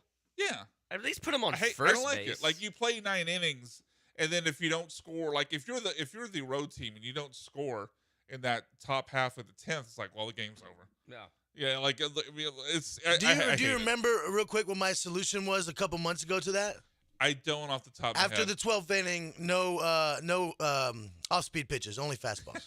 I'd be fine. I'd be more fine with that. What? It's just as much baseball as this putting a runner on second thing. Honestly, now this is gonna be an unpopular opinion. I'd rather have ties in the regular season than the Manfred man. It'd be more reflective of how the game went than this gimmicky man on second thing. Now, obviously, only in the regular season, playoffs, and how the rule's stupid. Getting away from the ties thing, how the rule's stupid because they banned it for the postseason. Exactly. If it was a good rule, they wouldn't do it. They would do it in the postseason too. All right, 2 more to go. I think this is going to out me as old. Of all the things on this list, I think this may be the most old thing. But they should go back to the first round of the NBA playoffs only being 5 games. Like, thankfully, baseball still keeps the 3-game format and then the 5-game format for their earlier rounds before getting to 7 games in the championship series and then the World Series. Like, the NBA used to be, like, growing up, it was 5 games in the first round, and then the next 3 rounds were all 7. You got the 7s, yeah. Yeah, like, a 1 versus 8, I don't need 7 games. Like, just give me a 5-game series. I can get on board with that. Okay. I'm with you as well. Man, I'm not as old as I thought I was. All right, last one on the list. Things that should go back to the way they were. NBA draft should be on one night. Why are we splitting it up to put the second round on its own night? No one cares. No one cares about the NBA draft after the lottery ends. Like picks 15 through 30. Oh, NBA. Okay, yeah. Sorry. Yeah. Not the NFL. I'm fine with the way the NFL. Like no one cares about first round picks past the lottery. Nobody. And we're giving the second round its own night. Yeah, no, it's stupid. Yeah, it's. To be honest, I'm trying to think of the last time I actually watched the draft, the NBA draft. Yeah. I'm not gonna remember. I just was throwing that out there. Yeah, I think the last time I was really clued in was the year they got Jabari, which was I guess 4 years ago. Yeah. Honestly, the NBA draft is just one of those. Same with the MLB draft. I just track it on my phone. Because like the year after that was Amin Thompson, but I think like it was a foregone conclusion that they're going to pick Amin Thompson. That's who's going to be left, and they'll just pick him. And then the year that Reed Shepherd got drafted, it was like, well, this is kind of a crappy draft. Like, they'll probably get Reed Shepherd, but I feel like the NBA draft, draft there wasn't as much excitement about the draft. I think the last one I was locked into was the Jabari draft. Yeah, because I feel like with the NFL draft, everybody watches it for their team, but the NBA draft, I feel like people are just watching where the best players go. Like they're not watching and it. then really that is, I would even shorten that. I said the lottery. Like most years, it's like maybe the top six through 8. I don't know. Like it's like barely when you get past the 10, you're like, okay, these are. But by the time you get to pick 10, it's like, okay, these are role players. Like no one. Yeah, it's not exciting. All right, Johnny, your Mount Rushmore +1, sir. Alrighty, this is going to be silly, so bear with me. Oh, I like it. Okay. I like it. I'm in already. Apparently, I get all my Mount Rushmore inspiration from Twitter, but I seen this week a video of some guys playing a full-on game of soccer on a pitch. Also with a head, like a head dress. And I saw a similar video. They had it. I think they called it Brave Ball. And it looked like it was being played on like a basketball court. Oh no, this is not that. No, but this is they had like a head thing on, and then they had boxing gloves, whatever they used to put on. Okay, this is something different. And so this was flat out soccer boxing, and it was amazing. They were dribbling the ball and trying to pass it while avoiding, right and left hooks. Yeah, it was awesome. So this is inspired my Mount Rushmore of sports matchups or mashups. I guess is sure. Like basketball. Like yes, like the right. movie, Different sports that you can play together here. And I used AI to generate a name for the sport, and I picked the best 1 out of 10. So we'll see how that goes. The first one was one of my favorite sports and movies, dodgeball, but on ice. So you split the ice and you now, play are they dodgeball. wearing skates or are they slipping all over the place? Full on skates, same rules as dodgeball, just on ice. I like it. AI, the best one it came up with was ice ball. That's pretty boring. Yeah, okay. Yeah, 2 it'll out get of 10 better. on that name from AI. Yeah. The next one was paintballing on jet skis. They're not necessarily sports, but they may be games and activities. Yeah, more activity, you're right. The thought for me was like taking 6 guys to or people to like a private lake, putting them all on jet skis with paintball guns. And now, are there 2 people in the jet ski, 1 to drive, 1 to shoot, or is it 1 person? You're driving and shooting. It's a challenge, okay? And it's gonna be hard to hit people. It would be, and you got a couple minutes or whatever, and then the first person last person standing wins. AI called that one hydro hunting, which I like that. Okay. Yeah. Number 3 was pole vaulting and dunking. So my proposal. I've seen this at a halftime show. Yes, and my proposal is to get rid of the bar, or you can keep it if you want to. But when they get to the top, somebody alley-oops them a ball, and they do whatever crazy dunk at the top. So this is like this is a sport that's decided by judges then. Correct. Okay, yeah. Correct. And then the best dunk at the top of the pole I would vault watch wins. that more than the NBA All-Star Saturday Night Dunk Contest. Me too. Although that one guy got a concussion this last year. That was you got to make sure that gnarly. For the love of the game. You got to make sure there's lots of those big giant pads they land on. No, man, they fall. It's all right. AI named that one Skyhammer, which was I thought was a good. That sounds like a name Bond film, but anyway. Skyhammer? Yeah. Doesn't that sound like the name of a Bond film? It sure does. Okay. Or a male porn star name. Maybe. Yes. Yeah, Yes, it does. This one's for you, Brian. Oh. At WWE and cornhole. So it's a cornhole match, essentially. I feel like I'm going to be insulted. I like cornhole. Yeah, I do too. But I'm saying this is for people. It's not an insult. You know how they do like matches where you have to not only win the match, but you have to go get something or do something. Yeah, this ladder is matches. this is you have to make the cornhole. That's how you win the match? That's how you win the match. But it's up on the top of like a cage or something. It's not going to be easy. It's going to be hard. But you got, and this one was called the People's Toss. Oh, I like that. I thought was a good one. So and this is a Rock specialty match. It is. Okay. And then last but not least, quickly here, my favorite, luge, since we're in the Winter Olympics, combined with hot dog eating. I am in. This is number 1. Me too. And the AI names for this one were good. I ended up going with Gastro Slide. But Weenie Rocket was one that I thought was really good, and there was a couple others, but Gastro Slide number one. Yeah, that's a great one. Whew. All right, good luck following that up, Cam. What do you got? I don't know if I can follow up Weenie Rocket. I don't know. That's a tough task here. Mine is nostalgic animated movies and TV shows. Okay. But old school ones. I'm talking like 90s Okay. and pre-90s. Okay. I'm always nervous when someone younger than me says old school about what year they're gonna say. I'm like, oh God. Don't. I got you. Like, yeah, old school, 2010. Like, oh my Nope. God. Actually, none of these are before 2000. Okay, good. I'm in. Now, All right. Okay, proper old school. Yes. All right, continue. Magic School Bus. Oh, Miss Frizzle, huh? Yeah. I've actually been binge watching Magic School Bus. Have you with your kids? No. Oh. Myself. So what you said during the break where you're contemplating your life? Oh God. Yeah. I need to keep contemplating. Anyway, continue. It's not going to get better. I don't know if binge watching Magic School Bus was a cry All right, for help. I shouldn't have said binge. I've been watching it recently. Just not off and on. Off and on, yeah. Okay. But consistently. Sounds like a binge. Scooby-Doo. Now, I have to be very clear about this. Not these stupid remakes. Like the original. I don't know the Scooby-Doo universe at all. There's so many different like Scooby-Doos now that it's just they're not good. So you're talking about one from the 90s? I'm talking like the original, Scooby-Doo. Well, I thought the original would be like 60s or 70s, no? Yeah, that's what I'm talking about. Oh, that is what you're talking about. Okay. like the original one. Sword in the Stone. Don't know it at all. Yeah, Great I don't know movie that one. About King Arthur. Oh, but like as he's a kid. With so it's a movie, not a show? It's a movie. This one is a movie. Okay. Sword in the Stone is a movie. Recess. Don't know this one at all either. Is this a movie as well? Oh, TV show. Y'all never heard of Recess? I mean, I know of Recess, but not the movie. That's crazy. I know the candy. Oh, you mean Recess, not Recess. Recess, the TV show, not the chocolate. Please don't talk about food right now.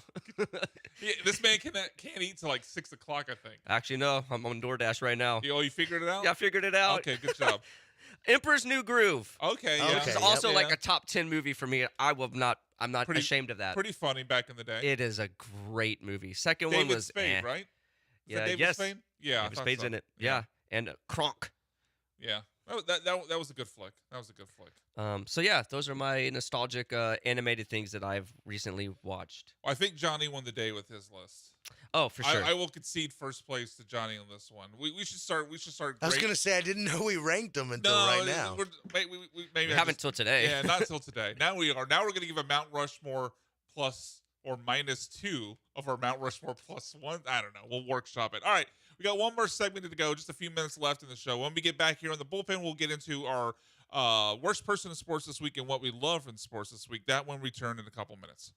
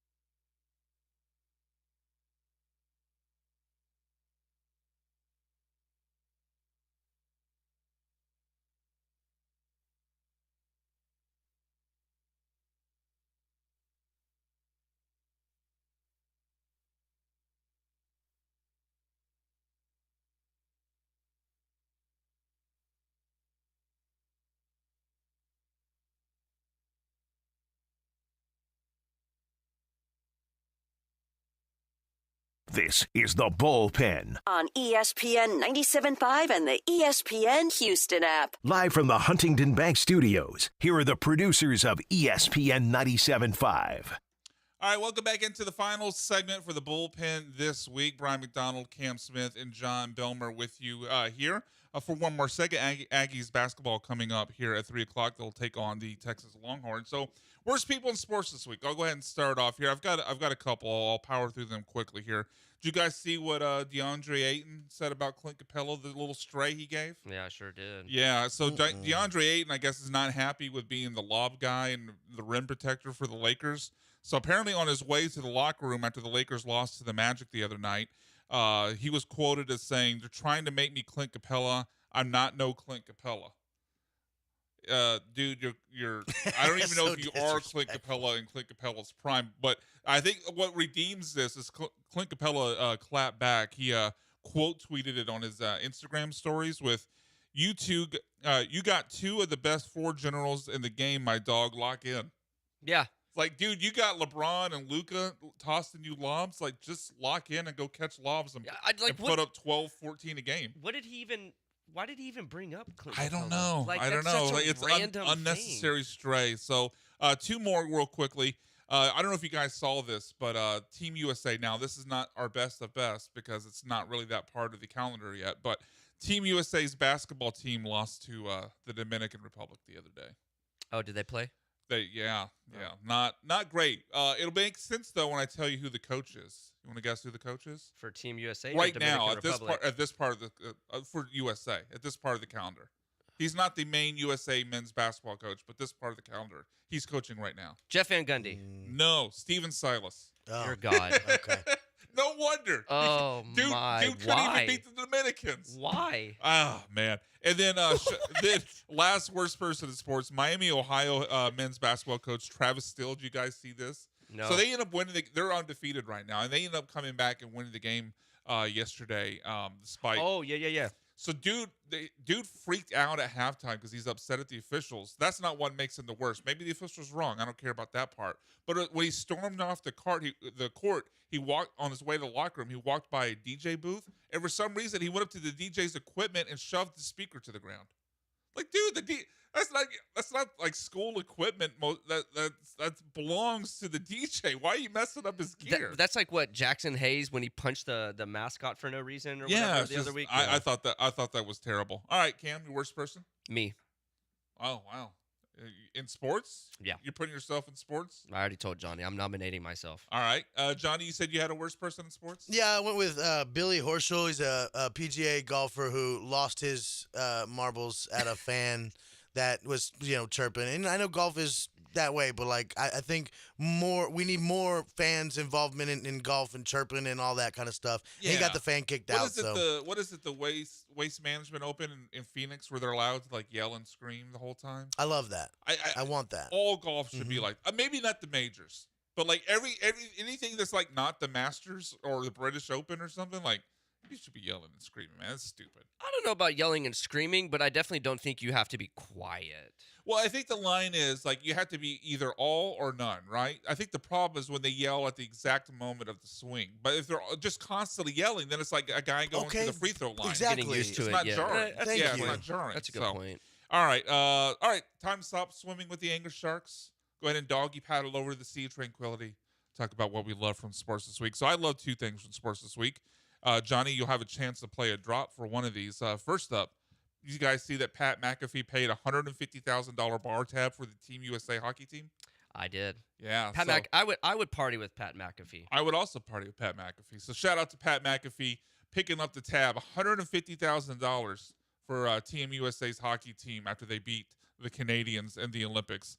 And then lastly, do you see the numbers popping off for a couple of the tight ends at the NFL Combine? I did not. Specifically, Kenyon Sadiq and Stowers Sadiq from Oregon. Sadiq is going to be a beast. And Stowers from Vanderbilt. But just a couple of the stats that people are pointing out with Kenyon Sadiq, just the absolute freak nature of what he did. And that's not to undersell what Stowers did, who I think he had like a 44.5-inch vertical jump, just absolutely absurd. But Kenyon Sadiq at this year's Combine ran faster than Odell Beckham, in the 40-yard dash. He was quicker than Sean Jackson in the 10-yard split. He jumped higher than Julio Jones, and he was measured as more explosive on basis of the broad jump than Andre Johnson. Yeah. It's just, just absurd. And there was one other stat, I'm having to scroll through my Twitter to find it real quick, that just points out, here it is. So players to run sub 4.4 in the 40, jump 40-plus inches in the vert, and broad jump 11-plus feet at 220 pounds since 2003, 3 people. Kenyon Sadiq, Nick Amanawari, I forget how to pronounce his name, and DK Metcalf. Nick is a safety out of South Carolina. Yeah. Seattle, yeah. Sadiq is going to, yeah. I think some Texans fans had, like, pie-in-the-sky dreams of him making it to their pick. That ain't happening. I can't see him making it past, like, 10, maybe. Like, oh, after the combine? Yeah, he's like, definitely. I don't think Stowers makes it there either. I think they're both first-round picks. But, yeah, Sadiq is going to go a good 15 picks or more before the Texans are on the clock. So that dream is far and away dead. What'd you love from sports, Cam? U.S. hockey. Johnny? Yeah, I thought about going with that too. That's a great one. I ended up going with Mac Jones attending the New York City snowball fight, the big snowball fight. Yes, I could just imagine having the accuracy and strength of his arm, just have more quarterbacks blasting people with snowballs. Snowball fights. That could have been one of the sports we talked about, Johnny. Football with snowballs. Anyway, we'll workshop that for another day. All right, we got to get out, make room for ESPN National for the next 30 minutes before Aggie pregame starts. So takes over at 2:30. And then Texas A&M versus Texas basketball at the top of the hour at 3 o'clock with Cam Smith on the board, a hungry man who has no card and no wallet and no phone. No life. All right, that'll do it for this week's show. For Cam Smith, for John Belmer, I'm Brian McDonald. Thank you for joining us, everyone. Have a great weekend. Be good, Houston. I mean, I've been a football fan as long as I can remember. This is the center of football in our universe. It's only natural that we should have the best facilities, the best football team on the planet, which we do.